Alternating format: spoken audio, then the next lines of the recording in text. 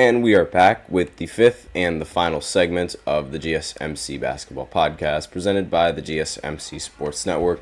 And in this fifth segment, I'm just going to go ahead and talk about Brandon Ingram and how he's expected to stay on the Pelicans now after being in several trade rumors, right?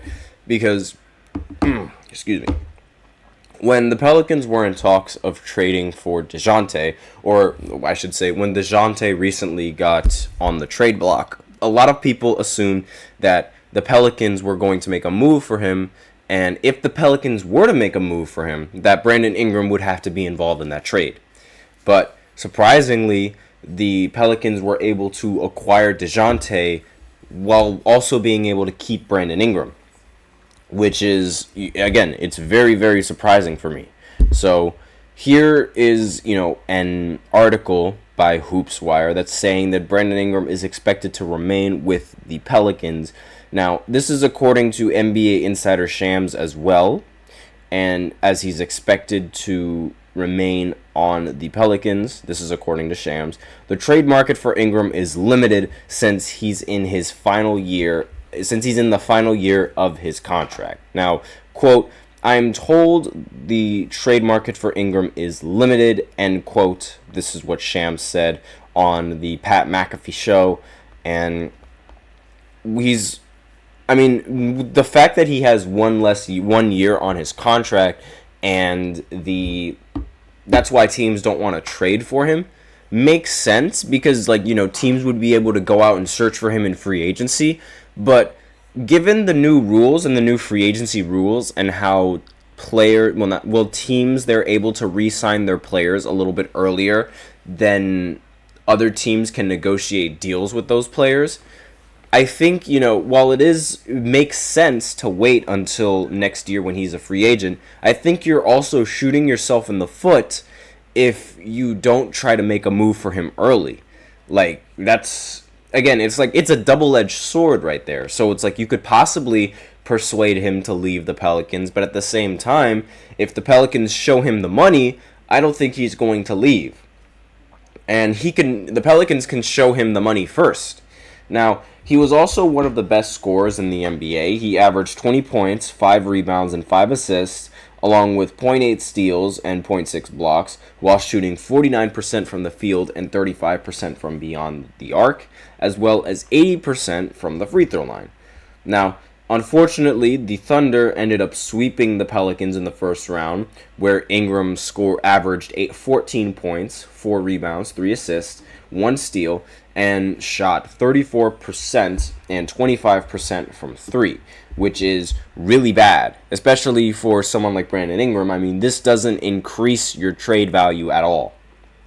And throughout his career, Ingram has averaged 19 points, 5 rebounds, and 4 assists. So he's a scorer. He's the scorer, but he's not I guess you could say, a dominant scorer. Most of his shot attempts and most of the shots he creates end up coming from the mid-range area, which is, sort of the big reason as to why he doesn't really score all that much, because he's taking these long two-pointers. And while they are effective because he's really tall, again, it just, it lacks in the points production. And especially in the postseason, if you're not shooting all that confidently and if you're not shooting all that well in the mid-range area like how he did, then your points and production can decrease dramatically. Now, according to Mark Stein, there are teams that are allegedly saying that they would pay Ingram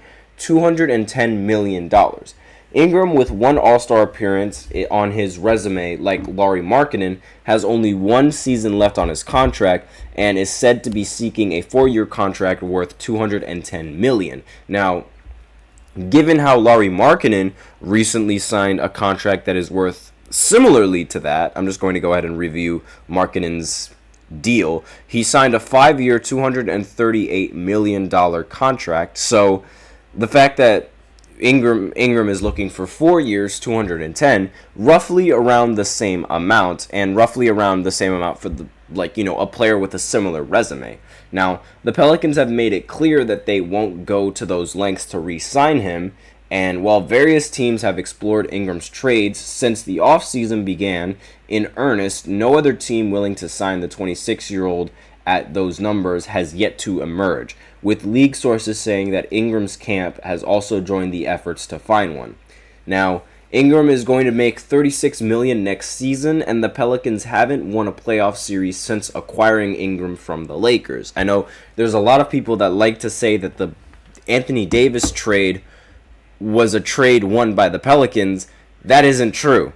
I'm sorry to say it, but until the Pelicans win a championship with Brandon Ingram and the pieces that they've acquired from trading Anthony Davis, that trade is never going to be seen as a win for the Pelicans. It doesn't matter.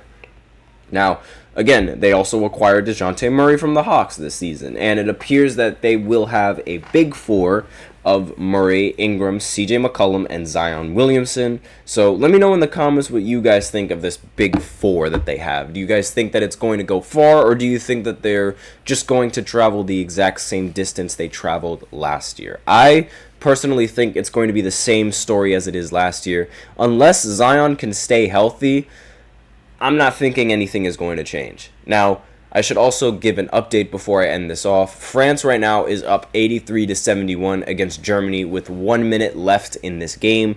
It seems like the French team is going to end up coming out on top.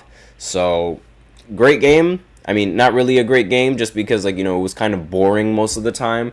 But France ends up advancing in the quarterfinal, and now all that's left is to see if the United States end up advancing. So that's all I have for you guys today on this podcast. Thank you so much for tuning in to the GSMC Basketball Podcast presented by the GSMC Sports Network. Your support means a lot to us, so please remember to subscribe to the show, leave a positive review. It really does make a difference. We also invite you to follow us on Facebook, Twitter, TikTok, and Instagram for more content and updates. Please remember to use the link in the description to get your comments recognized or the link displayed below the ticker. Really helps the show, makes it much more interactive between myself and you guys. That's all I have for you today on this show. Thank you so much for tuning in. I am your host, Nelson, and as always, take care. Have a wonderful day.